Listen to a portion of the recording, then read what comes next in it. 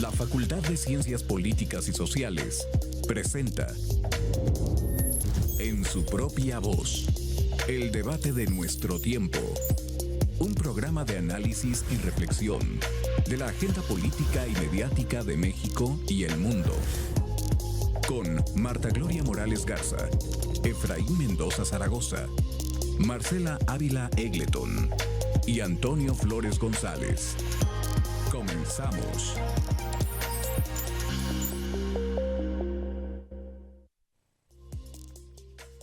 Muy buenos días. Hoy es martes 11 de agosto del 2026. Yo soy Marcela Ávila Egleton y estamos transmitiendo en vivo su programa En su propia voz. El 6 de agosto pasado, el presidente Donald Trump firmó 2 nuevas órdenes ejecutivas sobre ciudadanía. No es el mismo intento que había hecho ya en enero de 2025, aquel que buscaba eliminar la ciudadanía por nacimiento de forma generalizada y que la Suprema Corte frenó en junio de este año. Esta vez el presidente Trump ajustó el objetivo. La primera orden identifica categorías específicas de personas a las que, según la Casa Blanca, nunca les correspondió la ciudadanía automática, como hijos de personal diplomático extranjero, agentes que actúan a nombre de gobiernos extranjeros, miembros de organizaciones terroristas, evidentemente. La segunda instruye al Departamento de Estado y a Seguridad Nacional a restringir visas y endurecer sanciones contra el llamado turismo de maternidad, es decir, viajar a los Estados Unidos con el propósito específico de dar a luz ahí. El dato que conviene tener presente, el turismo de maternidad, según estimaciones del Migration Policy Institute, representa alrededor de 26,000 nacimientos al año, de un total de 3.5 millones. Fracción mínima del debate que está generando. Hoy estamos platicando sobre este tema con el maestro Rodrigo Chávez Fierro, profesor de Derecho Internacional de la UAC, para entender realmente estas órdenes, qué tan sólido es el argumento jurídico y qué implicaciones tiene para las comunidades migrantes, por supuesto incluida la mexicana. Maestro, bienvenido, qué gusto tenerlo aquí. ¿Qué tal, doctora? Muy buenas tardes, muy buenos días a todos, saludos al auditorio y muchas gracias por la invitación.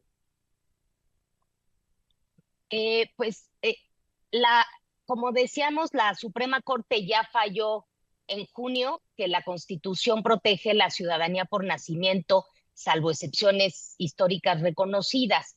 ¿Estas 2 órdenes se mueven dentro de esas excepciones o el presidente Trump, como acostumbra, está estirando la liga?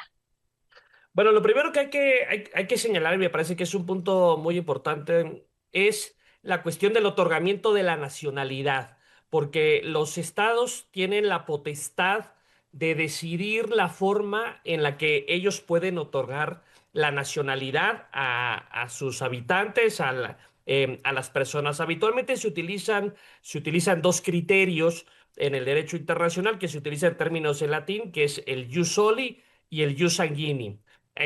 Por ejemplo, la mayoría de los países europeos solamente reconocen como sus nacionales a los que sean hijos de sus propios nacionales, independientemente que hayas podido nacer en su territorio. En el continente americano es más la mezcla de ambos criterios. Se puede otorgar la nacionalidad, como lo hace la Constitución mexicana y la estadounidense. Se puede otorgar la nacionalidad mexicana a mexicanos que nazcan en el extranjero si uno de sus padres es mexicano, o bien, aunque tus padres sean extranjeros y naces en territorio nacional, también eres considerado mexicano. Pero esa, insisto, no es que sea una regla obligatoria el establecer ambos criterios para los países. Entra dentro de la potestad soberana de los estados el decidir, la forma como otorgan su nacionalidad. El tema es que en Estados Unidos, desde prácticamente 1868 se estableció la enmienda número 14 en la que tal cual reconoce que Estados serán reconocidos como ciudadanos de Estados Unidos, los que nazcan en Estados Unidos y estén sujetos a su jurisdicción. Y de esta forma, digamos que se establece ahí el tema de el jus soli, que Estados Unidos reconozca como a sus nacionales a los que nazcan en su territorio. El hecho de que esté en la Constitución en Estados Unidos es algo complicado porque sabemos que la Constitución estadounidense se ha reformado poco menos de 30 veces en más de 200 años. Esta es una de las pocas enmiendas que tiene la Constitución estadounidense. No se cambia tan fácil como se cambia, por ejemplo, en nuestro país, que de forma jocosa siempre digo que hay que leerla cada 15 días porque nos encontramos reformas, ¿no? De forma muy común.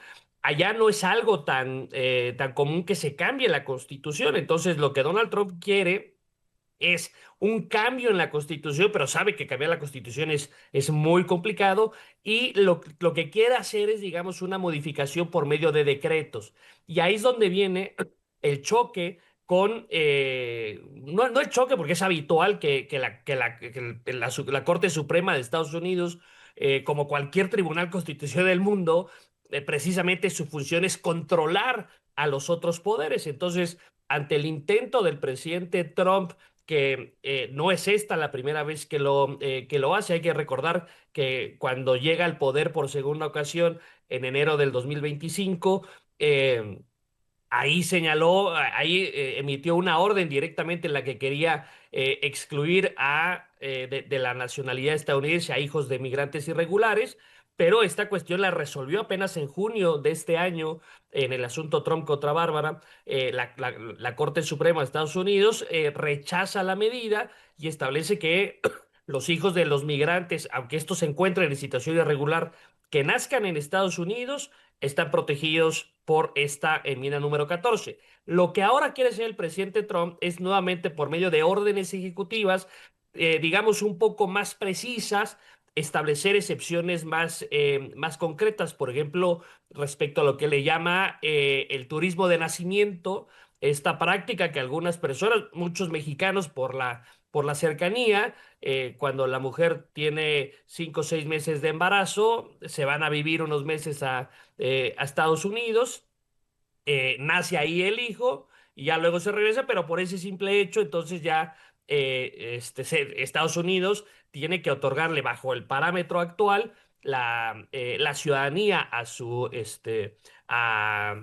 estas personas. Entonces, nuevamente ahorita la pregunta es si Donald Trump, por medio de este tipo de órdenes ejecutivas, podría establecer excepciones a este derecho establecido en la decimocuarta enmienda. Entonces, seguramente vendrá algún otro proceso jurisdiccional ante los tribunales estadounidenses que pueda desembocar en la Corte y que la Corte sea nuevamente, ojo, a pesar de que hay una Corte con mayoría Republicana. conservadora, ¿no? O sea, esto es importante señalado por el papel que deben de jugar, insisto, los tribunales constitucionales en el mundo de poner límites a los otros poderes, ¿no? Entonces, esto, digamos, es un poco en el panorama en el que nos encontramos en este momento. ¿Qué tan aplicable es esto en la práctica? ¿No? Porque, por ejemplo, estoy pensando en el caso del personal diplomático. O sea, ¿cómo prueba un oficial consular que alguien viaja con propósito de dar a luz sin caer en una discriminación por perfil?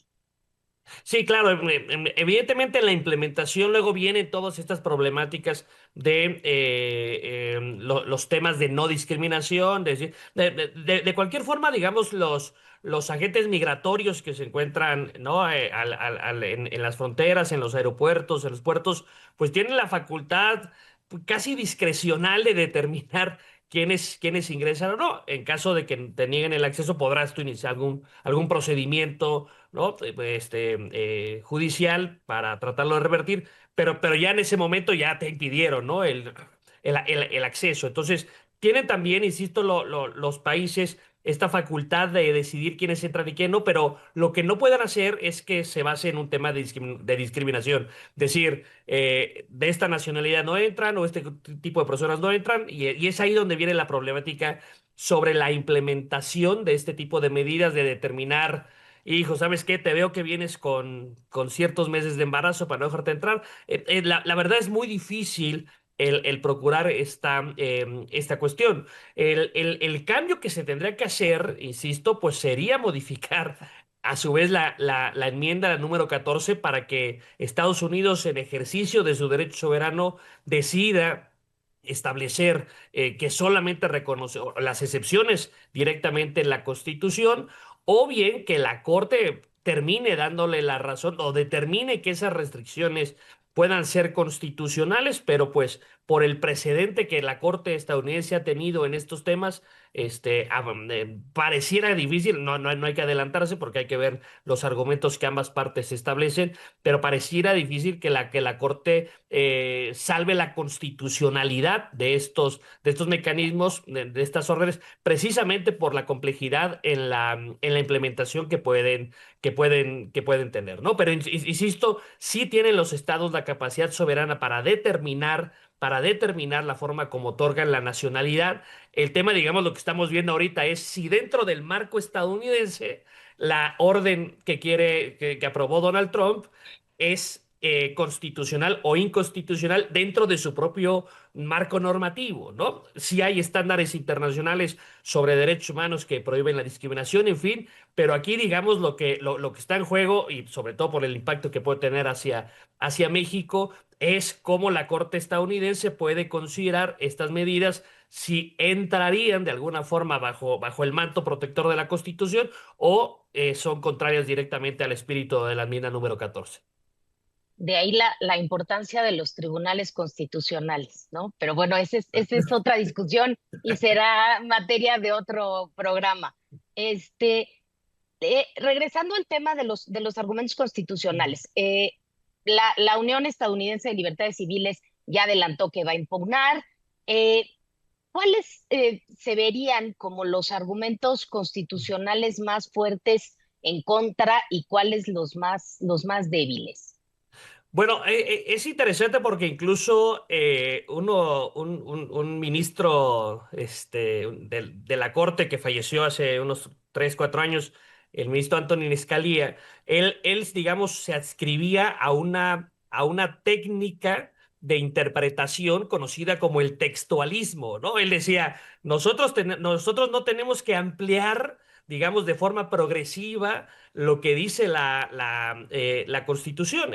El tema aquí es que incluso, aunque tú apliques la literalidad del texto, incluso, o sea, esta teoría de la interpretación que es muy criticada por ser demasiado formalista, pues incluso parecería darle la razón a las personas que podrían impugnar, en el sentido de, a ver, aquí dice tal cual que basta con nacer en el territorio nacional, no cuestiona sobre la nacionalidad de los padres ni la situación regular o irregular de nuestros padres.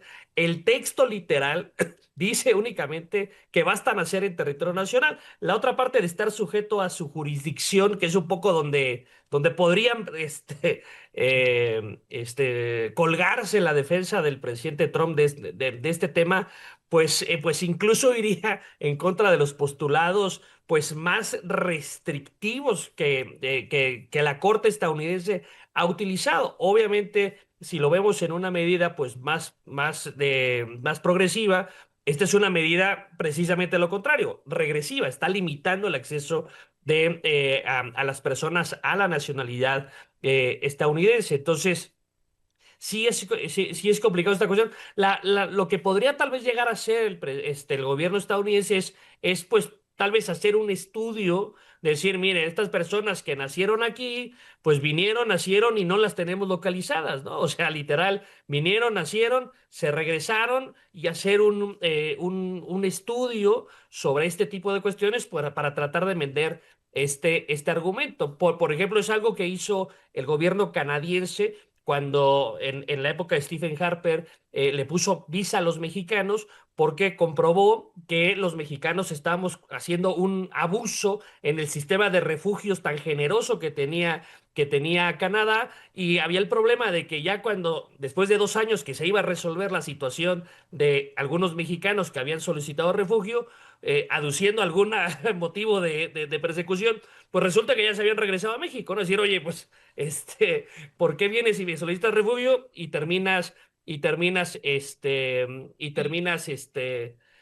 regresándote, ¿no? Mientras que en el caso estadounidense podría ser, oye, vienes aquí, naces, pero la realidad es que te estás regresando a tu país, ¿no? O sea, literal, prácticamente viniste por la nacionalidad, ¿no? Esos serían como que algunos de los argumentos. Eh, Trump ya perdió esta batalla una vez en la corte. ¿Qué gana políticamente con repetir este intento, sabiendo que es probable que termine igual, ¿no? O sea, que vuelva a perder en tribunales. Responde más bien a esa base electoral maga, conservadora, o es una señal que, que a un resultado real, ¿no? Finalmente pareciera que también es un tema de cálculo político.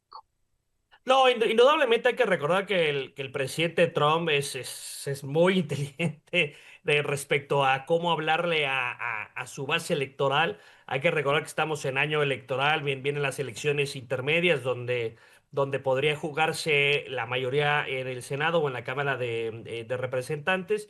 Y entonces, pues este tipo de medidas muchas veces a sabiendas de que pueden ser declarados inconstitucionales, pero por lo menos de aquí en lo que resuelve la Corte, que puede tardar un año más, en fin, sobre este análisis, por lo menos tú ya mandaste el mensaje de nosotros queremos reducir el número de personas que vienen a abusar de nuestro sistema de salud, en fin, ese discurso que cala muy bien en las bases del movimiento MAGA. Entonces también, ¿no? Hay que verlo con el cálculo político.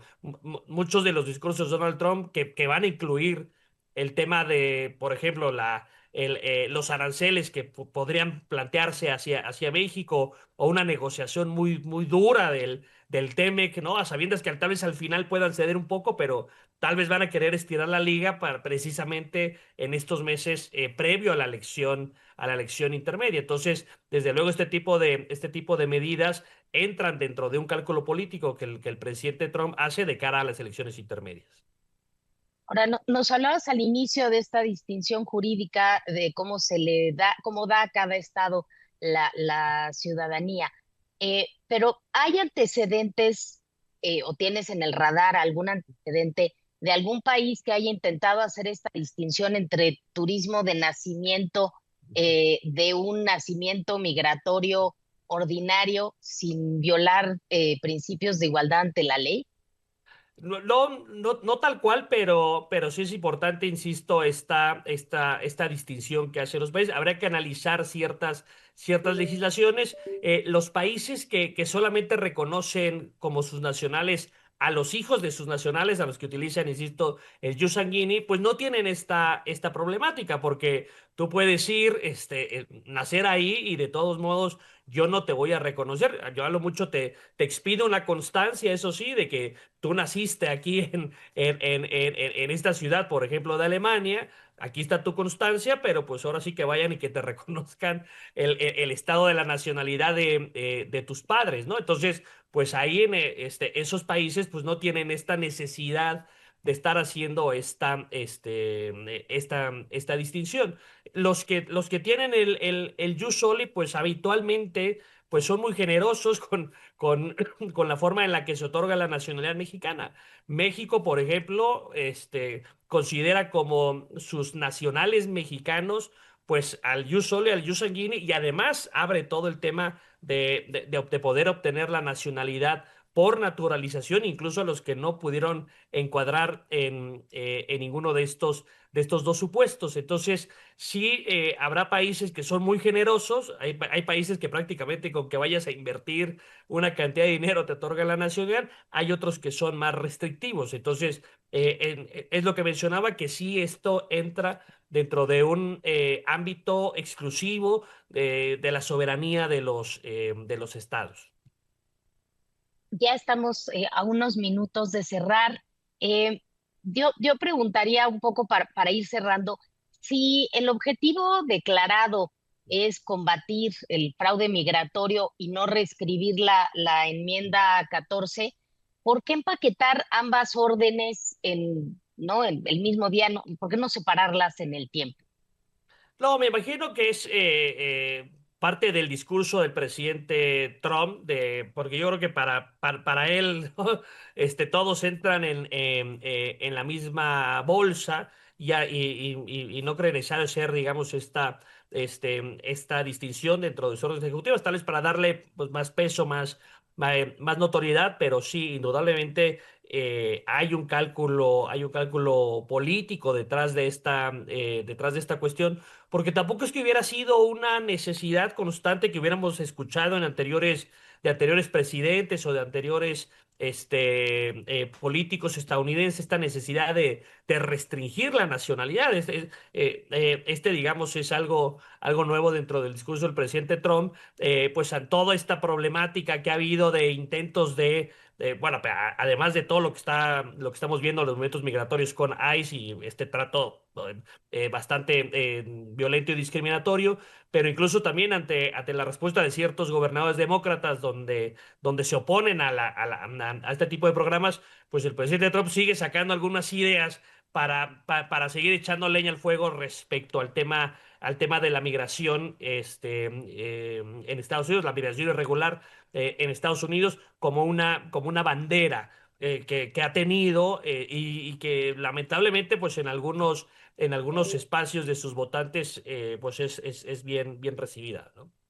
Y justamente pareciera que su electorado antiinmigrante, por llamarlo de alguna forma, es el que tiene el mayor capacidad de movilizar y que tiene muy medido, que es a través de estas políticas, de estos decretos, de estas acciones, que puede, pues cuando se está bajando un poco la euforia antiinmigrante, volver a levantar, ¿no? En términos de opinión pública.